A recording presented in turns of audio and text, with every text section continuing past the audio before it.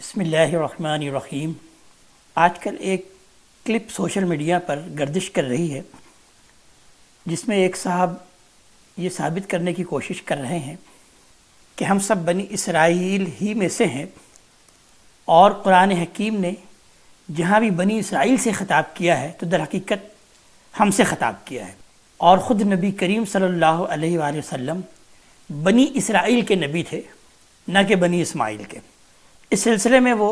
قرآن حکیم سے کچھ استدلال بھی پیش کرتے ہیں، اگرچہ وہ جو اپنی بات کے لیے جو دلیل پیش کرتے ہیں وہ کسی طرح سے بھی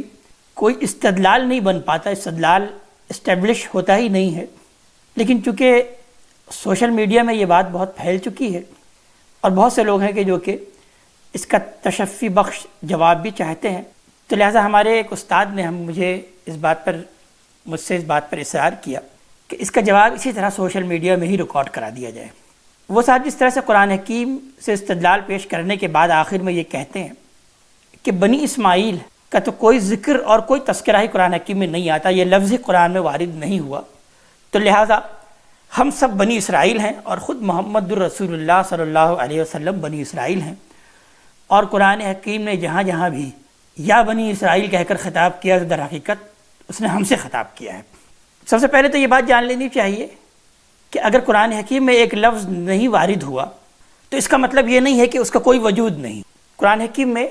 بنی اسماعیل کا لفظ تو ٹھیک ہے وارد نہیں ہوا اور نہیں آتا، لیکن یہ ہے کہ اس کی جگہ قرآن حکیم امی کا لفظ استعمال کرتا ہے، یعنی بنی اسماعیل کو چونکہ بنی اسرائیل بھی امی کہا کرتے تھے، امی وہ لوگ جو کہ ان پڑھ ہیں، تو بنی اسماعیل بھی وہ تھے جن کے اندر حضرت اسماعیل علیہ السلام کے بعد کوئی نبی نہیں آیا حضرت محمد صلی اللہ علیہ وسلم سے پہلے تک، تو لہذا یہ امی کہلاتے رہے، ان پڑھ کہلاتے رہے۔ تو اللہ تبارک تعالیٰ نے بھی اسی لفظ کو استعمال کیا بنی اسماعیل کے لیے، اور قرآن حکیم میں یہ لفظ وارد بھی ہوتا ہے سورہ جمعہ میں، جیسے کہ بیان کیا جاتا ہے کہ هو الذی بعث فی الامیین رسولا منہم، کہ وہی اللہ تبارک تعالیٰ جس نے بھیجا امیوں میں سے ایک رسول انہی میں سے۔ اور اسی طریقے سے سورہ اعراف میں اس بات کو بیان کیا جاتا ہے کہ الذین یتبعون الرسول النبی الامی الذی یجدونہ مکتوبا عندہم فی التوراۃ والانجیل، کہ وہ لوگ کہ جو کہ پیروی کریں گے رسول نبی امی کی، امی رسول نبی کی، جس کو کہ وہ پائیں گے لکھا ہوا اپنے پاس تورات میں اور انجیل میں۔ یعنی امی کا لفظ قرآن حکیم نے بنی اسماعیل کے لیے ہی استعمال کیا، جیسا کہ قرآن حکیمی سے یہ بات معلوم ہوتی ہے کہ حضرت ابراہیم علیہ السلام نے اپنے بیٹے حضرت اسماعیل علیہ السلام کو اسی سرزمین عرب مکے کی سرزمین میں آباد کیا، اور ان سے جو نسل پروان چڑھی اس کو ہم بنی اسماعیل کہہ سکتے ہیں۔ قرآن نے اگرچہ یہ لفظ استعمال نہیں کیا، لیکن چونکہ حضرت اسماعیل علیہ السلام سے وہ نسل پروان چڑھی تو ان کو ہم بنی اسماعیل کہیں گے۔ انہی کے لیے حضرت ابراہیم علیہ السلام نے یہ دعا بھی کی تھی جو کہ سورہ بقرہ میں وارد ہوتی ہے کہ اے رب ہمارے انہی میں سے، انہی کی اولاد میں سے ایک رسول تو مبعوث فرما، اور پھر ان کی اولاد میں سے اللہ تبارک تعالیٰ نے حضرت محمد صلی اللہ علیہ وسلم کو مبعوث کیا۔ تو چونکہ ایک طویل عرصے کے بعد ان میں یہ رسول آئے تو اس لیے یہ پوری کی پوری قوم امی کہلاتی ہے، ہم اسے بنی اسماعیل کہہ لیں، اس میں کوئی حرج کی بات نہیں۔ یعنی ان کی گفتگو سے یہ بات بھی معلوم ہوتی ہے کہ ان کو بھی در حقیقت وہ غلط فہمی لاحق ہے جو کہ بعض لوگوں کو لاحق ہو گئی ہے، کہ جو یہ سمجھتے ہیں کہ قرآن حکیم در حقیقت دین کی پہلی اور آخری کتاب ہے، یعنی کل کا کل دین اس میں شروع سے آخر تک، اس کی ابتدا سے انتہا تک اسی قرآن حکیم میں بیان کر دیا گیا۔ در حقیقت قرآن حکیم کو پڑھنے سے یہ بات معلوم ہوتی ہے کہ قرآن حکیم دین کی کوئی پہلی کتاب نہیں ہے، بلکہ یہ اس سلسلہ کتب کی جو کہ اللہ تبارک تعالیٰ نے کتابوں کے نزول کا سلسلہ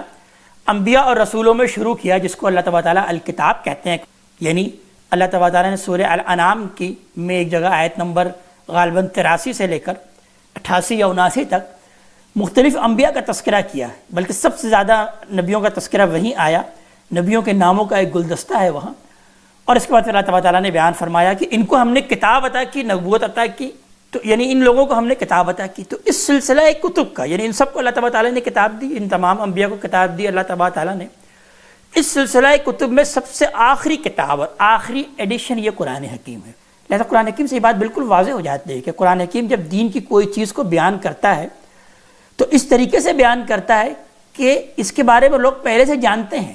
صلاۃ کا تذکرہ کرتا ہے، نماز کا تذکرہ کرتا ہے، تو ایسا نہیں ہے کہ وہ نماز کے کوئی انٹروڈکشن اور تعارف بیان کر رہا ہو. حج کا تذکرہ کرتا ہے تو ایسا نہیں ہے کہ وہ حج کے تمام مناسک کو شروع سے بیان کر رہا ہو، بلکہ اس طرح سے تذکرہ کرتا ہے کہ ایسے حج، اور اس کو تو تم جانتے ہی ہو کہ وہ کیسے کیا جاتا ہے. ہاں اس میں یہ جو تم نے خرابی پیدا کر لی ہے تو لہٰذا اس کو دور کر لو. ایسے ہی تمام کے تمام دینی معاملات کا قرآن حکیم تذکرہ یہ فرض کر کے کرتا ہے کہ تم اس کو پہلے سے جانتے ہو، یعنی پہلے سے جو سلسلہ کتاب کتب تمہارے پاس آتے رہے ہیں اس میں یہ بات پہلے سے موجود ہے، تم اس سے اچھی طرح واقف ہو. تو اس طریقے سے قرآن حکیم کو بجا طور پر دین کی آخری کتاب یا اس سلسلہ کتب کا آخری ایڈیشن کہا جا سکتا ہے کہ یہ سب سے آخری کتاب ہے، آخری ایڈیشن ہے، یہ کوئی پہلی کتاب نہیں ہے. تو یہ ایک بہت بڑی غلط فہمی ہے کہ جو لوگ کہ صرف اور صرف قرآن سے ہی پورا کا پورا دین اخذ کرنے کی کوشش کرتے ہیں تو انہیں یہ غلط فہمی لاحق ہو جاتی ہے. اور ان کی اس گفتگو سے یہ بات معلوم ہوتا ہے کہ شاید انہیں بھی یہ غلط فہمی لاحق ہے. اب آئیے ان آیت مبارکہ کی طرف جس کا کہ انہوں نے حوالہ دیا اپنے اس بات کے استدلال کے طور پر، اپنے اس بات کی دلیل کے طور پر. سب سے پہلے انہوں نے بیان کیا کہ قرآن حکیم کی پہلی سورت سورہ فاتحہ ہے، اس میں اللہ تعالیٰ بیان فرماتے ہیں اہدنا الصراط المستقیم صراط الذین انعمت علیہم، کہ ہمیں دکھا سیدھا راستہ ان لوگوں کا کہ جس پر تیرا انعام ہوا. اب یہ انعام یافتہ لوگ کون ہیں؟ لہذا فوراً سورہ بقرہ کے اندر آیت نمبر 40 میں وہ آیت وارد ہو گئی جس میں انعام کا تذکرہ ہے کہ یا بنی اسرائیل اذکروا نعمتی التی انعمت علیکم، کہ اے بنی اسرائیل یاد کرو میری اس نعمت کو جو کہ میں نے تم پر کی. حالانکہ یہاں پر یہ بات بیان ہوئی ہے کہ یہ نعمت میں نے تم کو دیا ہے، یہ میں نے انعام تم پر کیا، یعنی کیا تھا ماضی کے صیغے میں اس بات کو بیان کیا گیا. لیکن اب تم نے یہ حرکت کر لی، تم پر میں نے یہ انعامات دیا، تم کو میں نے اس طریقے سے نوازا، لیکن تمہارا معاملہ یہ ہوا کہ تم نے اس کا حق ادا نہیں کیا. تم کو ہم نے من و سلوہ ہم نے نازل کیا اور تم پر ہم نے بدلیوں کا سایہ طاری رکھا، تم پر نہ جانے ہم نے کس قدر انعامات کیے، لیکن تمہارا معاملہ یہ ہے کہ تم نے اس کا حق ادا نہیں کیا. تو اللہ تبارک تعالیٰ نے در حقیقت یہاں پر بنی اسرائیل کو مخاطب کر کے ان پر قرارداد جرم عائد کیا ہے، ان پر چارج شیٹ لگائی ہے اللہ تبارک تعالیٰ نے کہ یہ ہے تمہارے جرائم، میرے یہ احسانات تھے تم پر اور یہ ہے تمہارے جرائم. اسی طرح آگے آیت نمبر 47 کا بھی انہوں نے حوالہ دیا کہ جس کے اندر بیان ہوا ہے کہ یا بنی اسرائیل اذکروا نعمتی التی انعمت علیکم وانی فضلتکم علی العالمین، اے بنی اسرائیل یاد کرو میری اس نعمت کو جو میں نے تم پر کی اور میں نے تم کو تمام جہان والوں پر فضیلت عطا کی، یعنی ماضی میں یہ کی. بڑی زوردار انداز سے پھر وہ اس بات کو بیان کرتے ہیں کہ میں نے تم کو تمام جہان والوں پر فضیلت دے رکھی ہے اور قیامت تک دے رکھی ہے. حالانکہ قرآن حکیم نے ایسے کوئی لفظ استعمال نہیں کیا کہ قیامت تک دے رکھی ہے، یہ اپنی طرف سے انہوں نے اضافہ کیا کہ اور قیامت تک میں نے تم کو تمام فضیلت دے رکھی ہے.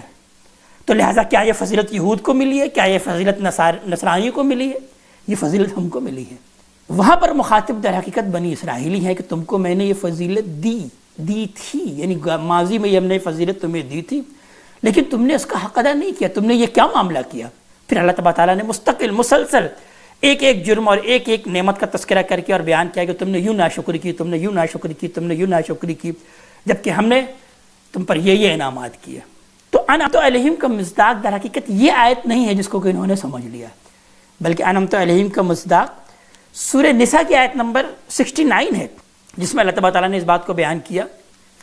وَمَنْ يُطِعِ اللَّهَ وَالرَّسُولَ فَأُولَٰئِكَ مَعَ الَّذِينَ أَنْعَمَ اللَّهُ عَلَيْهِمْ مِنَ النَّبِيِّينَ وَالصِّدِّيقِينَ وَالشُّهَدَاءِ وَالصَّالِحِينَ، کہ جو کوئی بھی اطاعت کریں گے اللہ تبارک تعالیٰ کی اور اس کے رسول کی، وہ لوگ ہوں گے کہ جن کو کہ میت حاصل ہو گئی کہ جن پر اللہ نے انعام کیا، نبیوں میں سے، صدیقین میں سے، شہداء میں سے اور صالحین میں سے. وَحَسُنَ أُولَٰئِكَ رَفِيقًا، اور کیا ہی اچھے ہیں ان کے یہ ساتھی، ان کے یہ رفیق. یعنی انعمت علیہم کا مصداق در حقیقت یہ نبیین ہیں، صدیقین ہیں، شہداء ہیں اور صالحین ہیں. یعنی انعمت علیہم کا مصداق جو اس آیت پر وہ تلاش کر رہے ہیں وہ تو بنی اسرائیل پر پہلے یہ نعمت ہوئی تھی، اس کا تذکرہ کیا اللہ تبارک تعالیٰ نے. اس سے کیسے یہ بات ثابت ہو رہی ہے، کہاں سے یہ بات نکل رہی ہے ان آیات سے کہ نبی کریم صلی اللہ علیہ وسلم، محمد صلی اللہ علیہ وسلم اسی بنی اسرائیل میں سے تھے؟ یہ بات میرے سمجھ میں نہیں آئی کہ استدلال کہاں سے پیش کیا جا رہا، یہ بات ثابت کیسے ہو رہی. آگے چل کر وہ سورہ جاسیہ کی ایک آیت کا حوالہ دیتے ہیں جس کا انہوں نے ترجمہ کیا کہ ہم نے بنی اسرائیل کو کتاب دی، حکم عطا کیا اور نبوت عطا کی. اس سے کہاں سے پتہ چلا ہے کہ نبی کریم صلی اللہ علیہ وسلم بنی اسرائیل میں سے تھے اور ہم سب بنی اسرائیل میں سے ہیں اور اس کے مخاطب ہم سب ہیں؟ یہ کیسے پتہ چل گیا؟ اسی طرح آگے چل کر وہ سورہ صف کا حوالہ دیتے ہیں جس میں ارشاد ہوتا ہے وَإِذْ قَالَ عِيسَىٰ ابْنُ مَرْيَمَ يَا بَنِي إِسْرَائِيلَ إِنِّي رَسُولُ اللَّهِ إِلَيْكُمْ، کہ یاد کرو جب کہ کہا عیسیٰ ابن مریم نے کہ اے بنی اسرائیل میں اللہ کا رسول ہوں تمہاری طرف، مصدقا لما بین یدی من التورات، میں تصدیق کرتے ہوئے آیا ہوں، میں تصدیق کر رہا ہوں اس کی جو کہ تمہارے ہاتھوں میں پہلے سے موجود ہے تورات میں سے، ومبشرا برسول یاتی من بعد اسمہ احمد، اور میں بشارت دیتا ہوں کہ میرے بعد ایک رسول آئے گا احمد۔ اس سے کیسے پتہ چل گیا کہ عیسیٰ علیہ السلام یہ کہہ رہے ہیں کہ وہ رسول بنی اسرائیل میں سے آئے گا، وہ رسول میری نسل میں سے آئے گا؟ اس میں کہاں سے پتہ چل گیا؟ کیسے ثابت ہو رہی ہے یہ بات کہ وہ احمد صلی اللہ علیہ وسلم وہ بنی اسرائیل میں سے ہوں گے؟ یعنی یہ تمام کی تمام آیت جو انہوں نے پیش کی، تو ان ساری آیتوں سے تو کم یہ بات ہرگز ثابت نہیں ہو رہی کہ محمد صلی اللہ علیہ وآلہ وسلم بنی اسرائیل میں سے ہوں گے اور ہم سب بنی اسرائیل میں سے ہیں۔ اللہ تبارک تعالی ہمیں اپنے دین کا فہم عطا فرمائے اور عمل کی توفیق عطا فرمائے۔ اقول قولی ھذا واستغفر اللہ لی ولکم ولسائر المسلمین والمسلمات۔